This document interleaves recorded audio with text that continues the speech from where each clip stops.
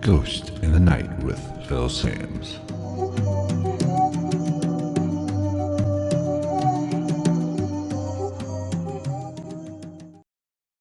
What is going on, everybody? Welcome to another live edition of Ghost in the Night, a hauntings and paranormal podcast. Thank you so much for taking time out of your busy schedule to check out this podcast.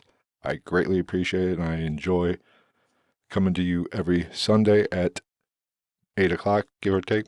Tonight we got a good one. Tonight we are talking about werewolves in Wisconsin. Now, I'm not a big cryptid guy. I do believe in cryptids to a certain extent. I think more often than not they are actually, misidentifications and things such as that. But I do leave a small possibility for things to get freaky at times. I know we don't have all the answers, and that is why they are somewhat interesting. Now, I don't carry a hard, fast rule when it comes to cryptids or Bigfoot or things such as that. There are some crazy cryptids out there for sure, and I don't talk a lot about them here on the podcast. Even though if you've listened to me, I basically have the opinion that anything that we don't understand is paranormal. Paranormal is just not ghost. Paranormal is just not the spirit world. Paranormal is anything we don't understand, and that is the way I view it. And I definitely feel cryptids fall under that category, just like UFOs and multiple universes, multiple dimensions. It all falls under the same umbrella of the paranormal. That is one reason why I don't really have a hard, fast opinion on cryptids. I think there's a lot of BS out there, and there's a lot of misinformed people. And tonight we're going to talk about werewolves in Wisconsin. Just that name alone is kind of crazy, and it would cause people to kind of, look at like, what the hell are you talking about?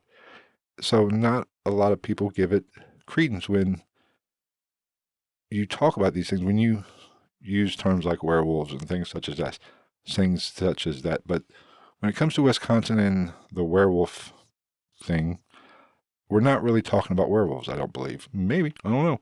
But most people have probably heard of the Beast of Bray Rd.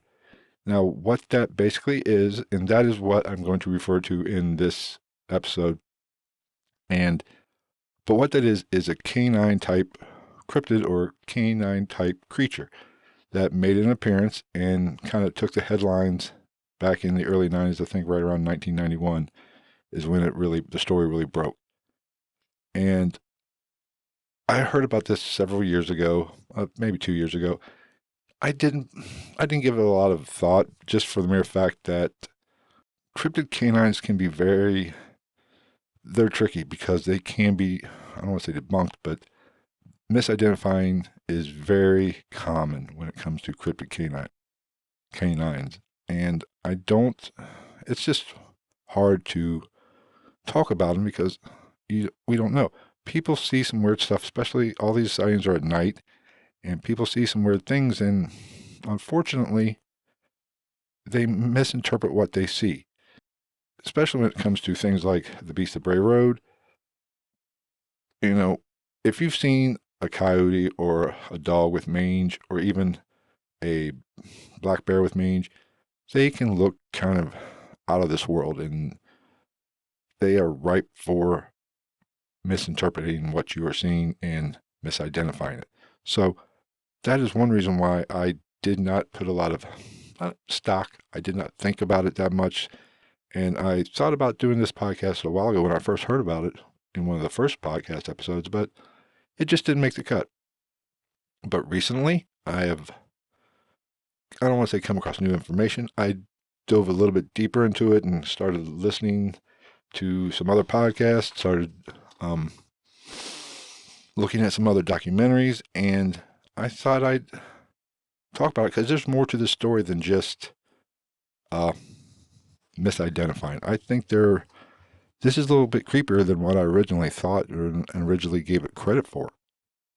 So I think we need to talk about it, and so I wanted to talk about it, and hopefully you guys will enjoy listening to it. If you have any comments, don't forget, if you're on the live stream, be sure to leave a comment, ask a question, whatever, interact, however you want to do. If you're catching this on Thursday, when this gets released on Spotify, Stitcher, Apple Podcasts, iHeartRadio, wherever you listen to your podcast, pretty much anywhere we are, be sure to leave a comment and reach out to me on social media, Ghost in the Night or Ghost in the Night on Facebook, or on Twitter at night_ghost.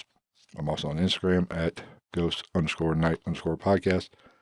That is where you can find me. Leave a comment there if you have an opinion on the Beast of Bray Rd or any other cryptids or any other paranormal type thing. If you have an experience, let me know. Maybe we'll talk about it on the podcast. So now that's out of the way, let's talk about this Beast of Bray Rd. Like I said earlier, this kind of got a little creepy for me, and that's why I wanted to talk about it, because I think there is a paranormal connection. It's just, I think how when you think of paranormal and you think of cryptids and UFOs, I think there is in some way they are connected, and it's undoubtable. You can't think of one without the other. And how many times have you heard that a ghost or a haunting might accompany a UFO sighting or a cryptid sighting? I'm not talking about Bigfoot being an alien or spiritual or dimension. That's not what I'm talking about necessarily, but they go hand in hand. Generally, if you see one, you're more acceptable to see another one. So this case in Wisconsin is no different, and it just fascinated me when I saw a documentary the other day, so I wanted to talk about this. And this happened in southeast Wisconsin, in about a 4-mile stretch of road by a little town called Elkhorn, Wisconsin, which only has a population of about 10,000. It's a farming type community, and this road is lined with farms on the right and the left. And back in 1991, things got a little creepy. People started seeing some stuff and have interactions with these things. And the sightings really kind of took this community, when it got popular, it really took this community by storm. And they had reported seeing some type of canine type creature, 7 to 8 foot tall, which is pretty damn big when you think about it.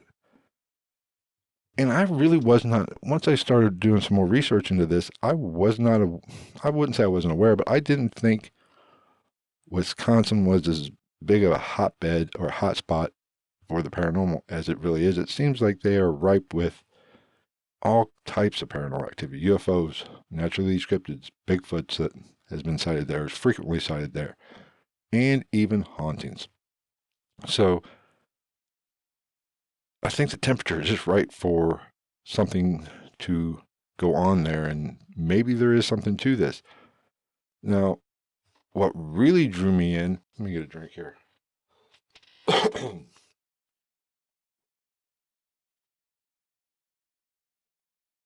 What really drew me in was, apparently, and this is something I learned, there's a hot spot for satanic rituals and satanic practice in Wisconsin. Was not aware of that. That is pretty interesting.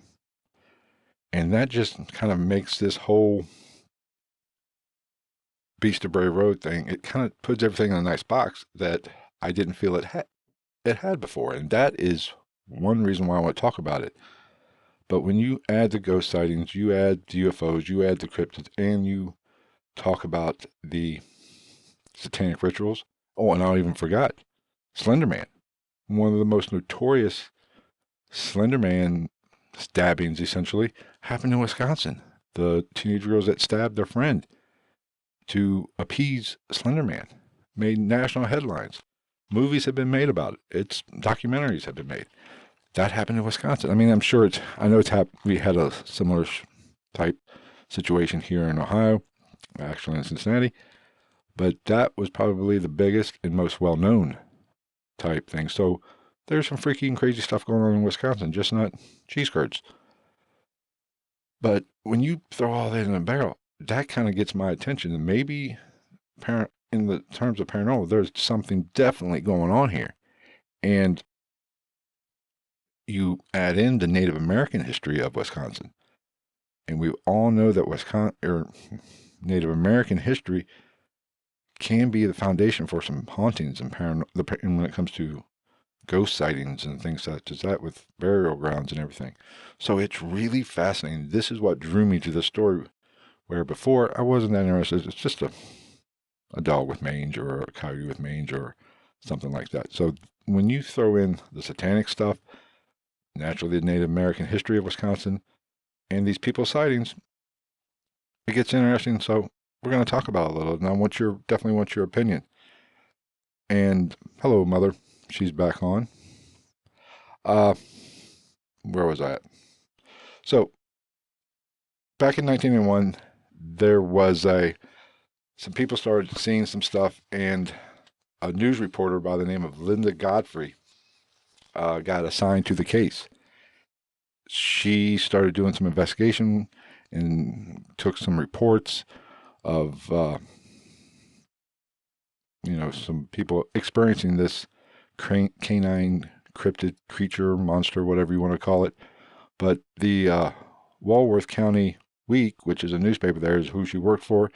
And Linda Godfrey is kind of the cryptid paranormal type author she's the expert when it comes to Wisconsin. She's written many books, from The Real Wolfman, American Monsters, I Know What I Saw, and naturally the Beast of Bray Rd. Those are some of her books. There's others as well. So she's the go-to when it comes to the craziness and creepiness of Wisconsin. But she worked for this newspaper, the small little newspaper, and she got assigned to this weird case, and she started doing some investigation, talking to some people who experienced this or had the sightings. And she was very skeptical at first, from what I've heard and read about. And she even talked to the animal control people, and he pulled out, and this is what was weird.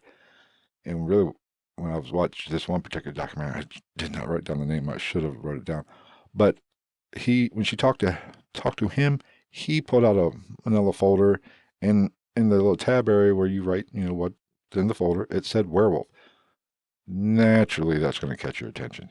And that's where things get a little creepy. So he pointed her in the right direction. She talked to some of these other sightings, and there was several people that experienced this back in 1991. But one was Dolores Gibson. It was one of the first people she talked to. And she was driving down this road, and I do have a little bit of an issue with this story, the way it was explained, and I will kind of get to that in just a second. But she was driving down this road and thought she hit something, heard a thump, felt a thump while driving. And so she thought she hit somebody's dog. Being a farming area, dogs do kind of run wild. People don't necessarily keep the dogs on chain. So she stopped the car and got out. Did not see anything. She kind of walked toward the back, apparently, or walked around the car to kind of see if anything was there. She looked off in the distance and saw some sort of creature. And that kind of shivered down her spine. Naturally, it would freak anybody out. Would freak me out if I saw something I could not explain in the dark, which, in the dark, witnesses aren't that reliable. Especially when fear kicks in, they tend to not be so reliable. But naturally, it scared her. She got back in the car, and this thing started lunging at her, or lunging at the car. As she was taking off, but it jumped on the back of the car. She got away, but whatever it was did put claw scratches down the trunk, which, nice piece of evidence, but we don't know what that is. I can't say definitively what it. I don't know. I wasn't there. Could have been a bear. Could have been some kind of wild dog. But whatever it was pretty big, and I will give her that. And my issue with this story is, if she hits something and thump, and if this thing has been reported to be 7 foot to 8 foot tall, a dog type or werewolf or wolf type creature that walks on its hind legs, you're just not going to feel a little thump. That shit's going to total a car. And you can hit a deer and total a car. So that is a little issue I do have with the story as it is worded, as it has been recited. So I don't know. But Linda Godfrey talked to her. Another woman came forward that she was driving home from work. She was a younger lady. No, oh, I forgot Doris Gibson. She was a senior in high school, so she was young. And, when you're a senior in high school, you can kind of get a little freaked out a little bit. You're not as, I hate to say we're mature, but when you get older, you experience things a little bit more. You don't get as freaked out in general, those situations. So that does play a factor. And I'm sure she felt or saw something. I'm positive of it, but her credibility they have to weigh that into the credibility, is basically what I'm trying to say in a really long way.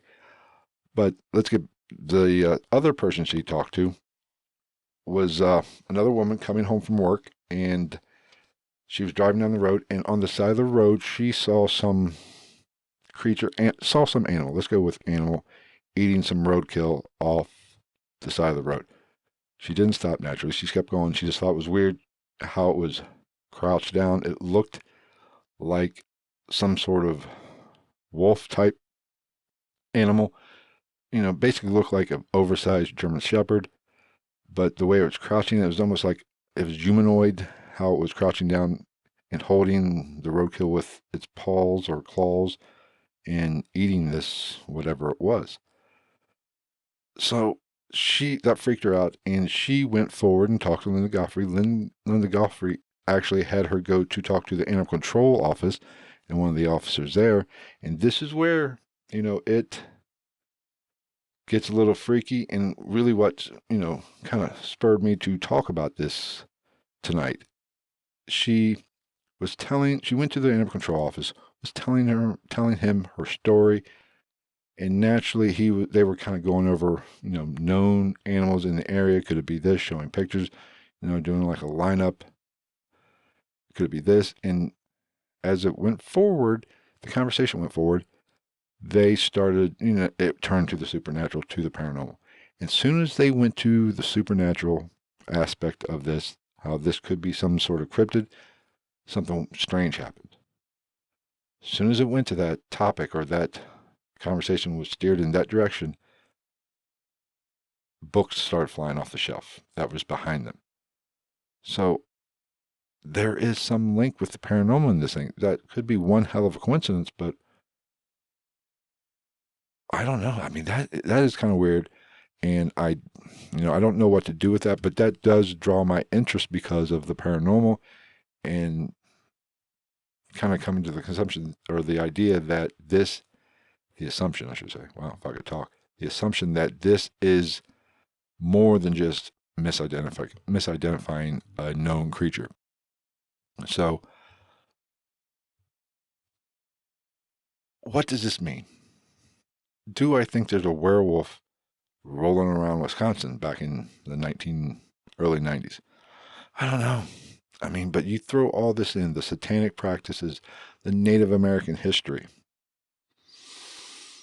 There's something freaky going on there. And naturally, when this story broke, it caught fire. It really sparked the imagination of some people in the town, of the people in the state.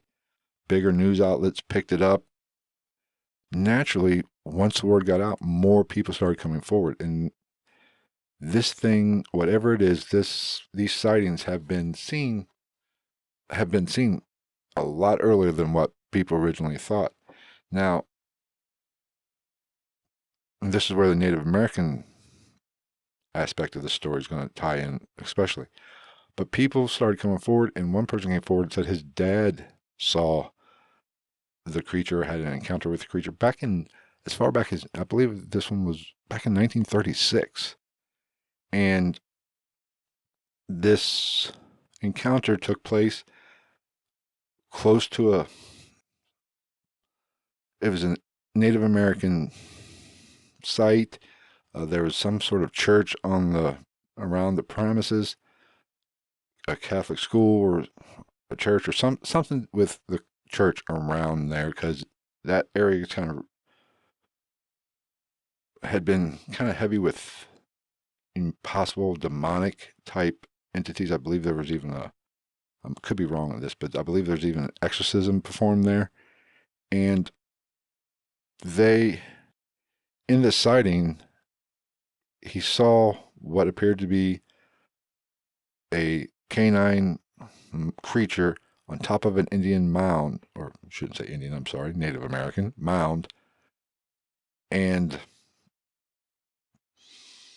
it was digging at it.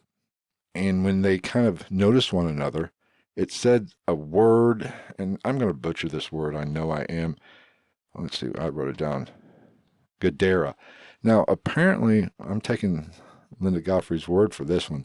Gadara has a biblical reference when it comes to, it talks about demons and things such as that. I believe probably, it has a reference to that, and it possibly could be even a type of demon that was exorcised at some point or listed in the archives of the church.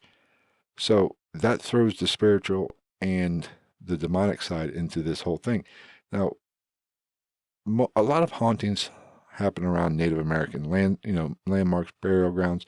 We all have heard of, anybody in the field anyway has heard of, whenever there is an area that is ripe and has a strong history of Native American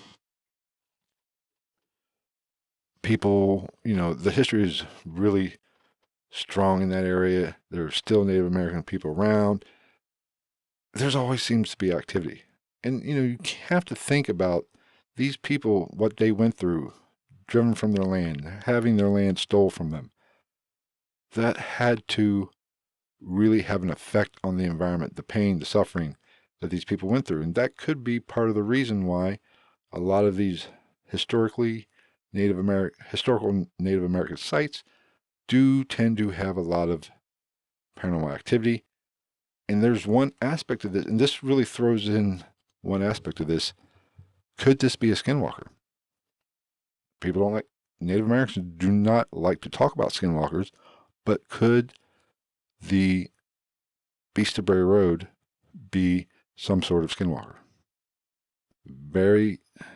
It makes it a little bit interesting, because I believe Bray Rd at one time, according to historical records, was even an actual Native American trail that they essentially just turned into a road over time.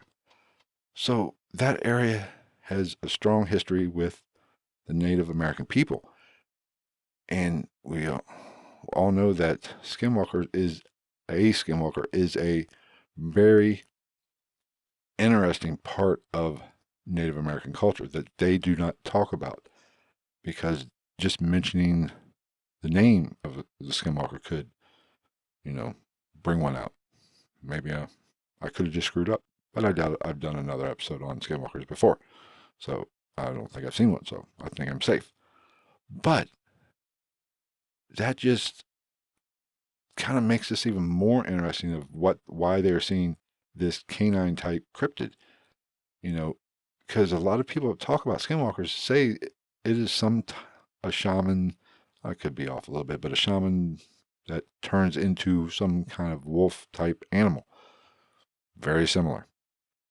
Or this could be just all urban legend where people are tying, connecting dots and making assumptions, seeing some weird things. And with the Native American culture there, things get blown up. Very possible. And it could just be a coyote. Well, coyote's kind of small, but a big dog. Very possible. But over the years, you think things would, it kind of work itself out. But you throw the Native American skinwalker concept in there, you throw the Satanic practice, which Wisconsin is known for apparently, which like I said earlier, was a shock to me. I know what Dahmer was from, like to eat people. I think he was from Milwaukee. I think maybe I'm wrong about that. Somebody will let me know if I'm not correct on that. But So Wisconsin has this dark past and this dark energy that surrounds it. And when you talk about satanic practices, they are trying to bring forth some sort of demon. That is what the practice is for, ritual for, bringing forth something from the underworld. Maybe somebody was successful, and that is why people are experiencing that. Or maybe it is a skinwalker. I don't know, but people are definitely seeing something. Like I said in the beginning of the podcast, a lot of times these are just misidentifications when it comes to dog type cryptids, because they can be sick and they can really look deformed. But when you throw in all this other supernatural stuff, like I said, the spiritual, the Indian, the satanic ritual, and the mere numbers now of people seeing it, it can't all just be hysteria. The town just didn't go crazy. This thing has been seen all over southern part of Wisconsin at this point, and they are still seeing it today, to this day. Apparently, there have been sightings. I believe in July, I believe I saw earlier in my research. So, what is it? Because, like I said, when I first heard this story, I didn't put in a lot of stock into it, just for the mere fact of, like I said, it can be very easily debunked or very easily misidentified. Because if you've seen pictures of sick animals or sick dogs or sick coyotes or even sick bears, they can look not of this world. They do not look anything like what they normally do in the wild. I mean, hair is kind of weird and, spotty and have more skin. But most of this, one reason why as I learn more about it, I don't think this is actually, a mange issue is because most of the sightings that I've seen or accounts that I've seen or read about talk about it's full of hair. Generally mange it's going to be spotty. They're going to have their hair is falling out. So maybe it's not, but things are still going on today. There's one farmer, I forget his name. He moved in late to the area, but he's seen it several times. He even put up drawing a blank. Oh, trail cams. Wow, can't believe I drew a blank on that. Trail cams and caught some weird stuff. And I believe in one, they didn't talk about this, but in one picture it looked like there was even a UFO in one of the trail cams. Something was in the sky, looked like a saucer. But he would he'd get roadkill from the road and put it in a spot by the trail cam and try to see what was coming and getting it and dig a hole to where it'd have to be picked up. And in one set of pictures, I believe he put a deer in a hole by a trail cam. The deer, he naturally was gone. And at the timestamp of when that deer was gone, there was a mist on the trail cam. It didn't show, it just didn't see any animals or anything, just a gray mist, like a localized fog right in front of the trail cam. So that is freaky. That is interesting. So I don't really know what to make of that. I could understand if I don't know what the bear population is in Wisconsin. I'm sure they have some sort of black bear. But you would think you would see that. The coincidence of it being a malfunction of the camera, of the trail cam, at that point, exact moment when this thing is taken or this deer is taken, I don't know. I mean, that's one hell of a coincidence, if I'm being honest. And I've heard stories of go with the skinwalker concept.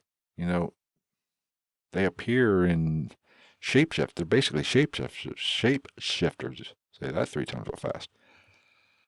And that could explain for that weird mist. So maybe there is some legitimacy to all this. I don't know. Let me know what you think. We are going to keep this one a little short tonight, but I'm not 100% sold that this is a cryptid. But you throw in all those scenarios, there's something weird going on in Wisconsin. I might have to get my happy ass up there at some point and kind of try to experience something for myself. But, I think the skinwalker or the ritual, the occult, this satanic ritual is definitely something that needs to be looked at when it comes to this particular cryptid. Because maybe something was brought in by some kind of ritual or some kind of shamanic Native American ritual. Maybe there's a skinwalker in Wisconsin. I don't think there's werewolves. I don't buy werewolves. Even though I buy werewolves more than I buy zombies. I'd much rather have a zombie apocalypse than get overrun by werewolves. Just for my 2 cents. But we're going to go ahead and cut this one for now. Thank you for joining me tonight for the live stream. Thank you for checking out the podcast. Don't forget, you can get the video version of each episode on YouTube or however you take in your podcast. This will be dropped Thursday. I drop these live recordings on Thursday on the regular RSS feed. That is the easiest way to take in the podcast, but don't forget you can go to ghostinthenight.podcast.com to see all the show notes. You can follow me on Twitter at night_ghost, Instagram at night, what is it? Yeah, ghost_night_podcast, and naturally here on Facebook, Ghost in the Night. I do these live podcast recordings for the Thursday episode every Sunday. 9 times out of 10, they will be at 8 o'clock, 8 or 9, but I shoot for 8 o'clock unless I have prior engagements. But that is going to wrap it up. Don't forget to subscribe to the YouTube channel. Reach out. If you have a story, be sure to let me know. And I will end it at that. Thank you so much for checking it out. And we'll see you next week. Take care, everybody.